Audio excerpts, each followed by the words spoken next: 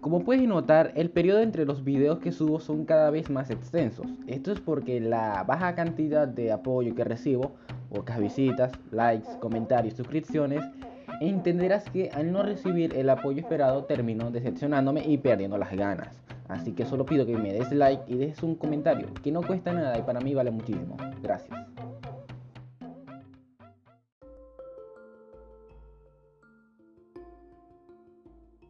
La Digipol, después conocida como DICIP y en la actualidad SEBIN, fue un departamento policial de Venezuela, de las siglas Dirección General de Policía, creada después de la caída de Pérez Jiménez. Se suponía que su funcionalidad era conservar el orden y la tranquilidad pública, pero fue más bien un cuerpo de represión pública. Desde el inicio la corrupción era evidente, designando en altos puestos a viejos policías supuestamente por su experiencia con el AMPA, policías pagados o conocidos de los actuales gobernantes entre Acción Democrática y COPEI, para mantener bajo control a la ciudadanía. Sus modus operandi era altamente conocido. Además de detenidos injustificados, contra estos eran normal las humillaciones y amenazas de muerte por fusilamiento e incluso golpizas injustificadas. Existían unas celdas particulares llamadas tigritos. Consistía en una celda de 1,5 metros cuadrados, sin luz, aislante de sonido, sin rejas y sin ventilación. Bueno, lo usual era dejar al detenido ahí durante varias horas para que perdiese la noción del tiempo. El interrogado no podía acostarse, así que debía estar parado o acurrucado en el suelo como en posición fetal. Esto, a pesar de sonar inhumano, era solo el inicio, puesto que después se sacaba de allí y se llevaba a la verdadera sala de tortura e interrogación.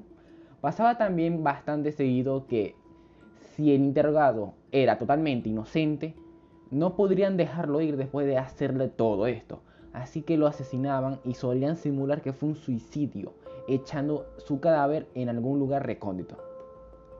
La peor época en donde estos crímenes se afincaron fue en la presidencia de Raúl Leoni y Rómulo Betancourt, sobre todo este último. Un 23 de noviembre de 1966, el diputado José Vicente Rangel denunció ante el Congreso que Acción Democrática sabía sobre todos estos casos y crímenes. También se hizo énfasis en los atracos, extorsiones y robos por parte de los mismos agentes policiales. Los crímenes se hacían mayoritariamente a la oposición, a los partidarios de la izquierda política y el comunismo, también a campesinos que no tenían voz y no eran escuchados. Los asesinatos también se cometían en vías públicas, como el caso de Félix Riva en 1967. No había nadie que lo pudiese detener, pues ellos eran el verdadero poder. Algunos conocen este modo de actuar como la represión de la Cuarta República.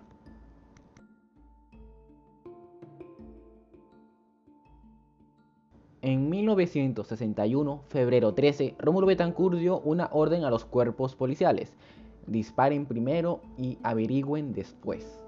Sabiendo que tenía muchos enemigos hasta en su mismo círculo de poder, que querían verle muerto y que ya habían intentado matarlo. Esto creó obviamente una polémica en las cuales se sumaron los estudiantes en contra de dicha orden.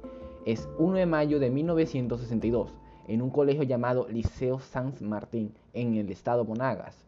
Los estudiantes quisieron hacer una conmemoración por el Día del Trabajador, que al mismo tiempo Acción Democrática y COPEI estaban festejando. Una celebración interrumpió a la otra.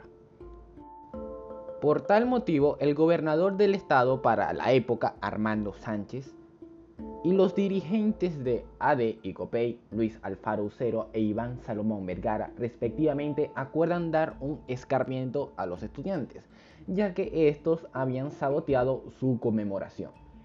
El 4 de mayo de ese año, Iván Salomón Vergara hizo un llamado a la Digipol y ordena disolver cualquier grupo mayor de 4 personas de la forma que sea. Así comienza todo. Los primeros estudiantes que llegaron al liceo vieron que en las pizarras estaba escrito que no habrían clases hasta nuevo aviso, según decreto del gobernador de Monagas. Alberto César Milán, un estudiante, le preguntó al director qué sucedía y salió afuera a ver qué pasaba. La sede de Acción Democrática quedaba a 2 casas del liceo.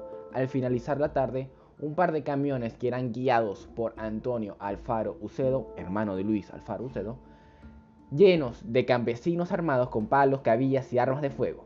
Antonio Ucedo da 2 tiros al cielo, siendo esta la señal para comenzar el asedio. Los campesinos armados entraron al instituto atacando a los estudiantes que habían. Se escuchaba todo tipo de estruendo. Dícese que entró una bala por la ventana e impactó a un estudiante llamado Rafael Guerra, quien fue inmediatamente socorrido por su compañero ya mencionado Alberto Milán. Cuando los campesinos se les acercaron a quemarropa, le dispararon a Alberto y lo terminaron de matar con golpes.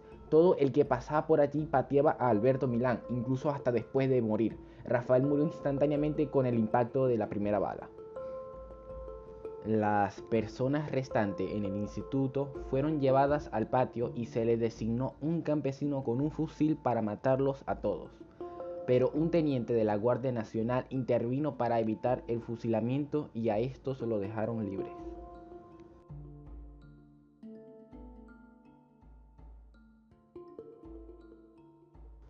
Del trienio de Eco se tiene muy poca información. También es llamada el gobierno olvidado, pues casi toda la información que se tiene es sobre los logros de ese gobierno. El protagonista de esta era es otra vez Rómulo Betancourt, quien se encargó de evitar que se propagase la información de su época presidencial durante sus 2 periodos. Sin embargo, durante el trienio Adeco, la represión informática fue la mayor en la historia de Venezuela. Prácticamente se desconoce de todo, queda casi nada de evidencia y testimonios de lo sucedido en ese tiempo. El trienio Adeco partió del golpe de Estado en contra de Isaías Medinas. Como ya dijimos, durante los 2 primeros años, 1945 y 1948, presidió Betancourt y posteriormente Rómulo Gallegos, durante menos de un año. Durante el periodo de Medina, la libertad de ideas era prácticamente total. Cuando se hizo el golpe de Estado, esto se revirtió totalmente para pasar a una censura total. Por ejemplo, a los defensores de Medina los silenciaban y perseguían, desaparecían y no se hablaba de ello. Sin embargo, la censura no era solo para los defensores de Medina, era para toda la oposición. Pasaba que a todo opositor de Acción Democrática era neutralizado por grupos paramilitares armados, milicianos y cabilleros eran llamados. Por ejemplo, en 1946 en Caracas, uno de estos grupos de milicianos llegaron a una junta del partido COPEI, que era opositor en ese momento, y desde el vehículo abrieron fuego, dejando 2 muertos y 7 heridos.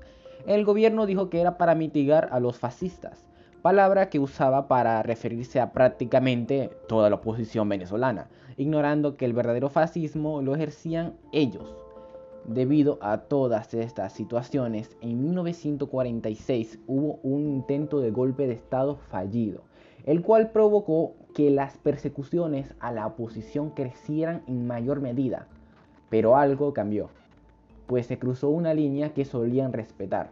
Volvieron las torturas. Prácticas que no se vieron durante el gobierno de Medina, el uso de aparatos eléctricos para electrocutar a los presos, y para ello no solo participaban funcionarios policiales, sino que partidarios del gobierno o los milicianos. Uno de los principales torturados fue el padre Bernardo Heredia, maltratado bárbaramente. El escándalo de las torturas traspasó la frontera de la nación y el The Times Herald de Washington afirma que el gobierno venezolano, presidido por Betancourt, ha desatado una guerra de torturas y terrorismo contra sus adversarios, debido a lo cual se aplican colgaduras por los dedos pulgares, además de utilizar para forzar confesiones luces de 2000 voltios en la cara, apaleados, colocados cargas en la espalda y la aplicación del tortol sobre los órganos sexuales. Las torturas se discutieron en la Asamblea Nacional Constituyente. Las alegaciones de Acción Democrática dichas por un diputado llamado Manuel González fueron que los electrochoques eran necesarios, que eran tan buenos que hasta se usaban como terapia en la psiquiatría moderna con buenos resultados para curar la locura, y que por ser de bajo voltaje los aplicados a los presos, sus vidas no corrían peligro, que es posible que alguno de los presos políticos que ha cometido la locura de atentar contra el gobierno llegue completamente cuerdo a su casa. La Asamblea Nacional luego de eso acordó pasar el informe de la situación a los tribunales para hacer justicia. No pasó nada.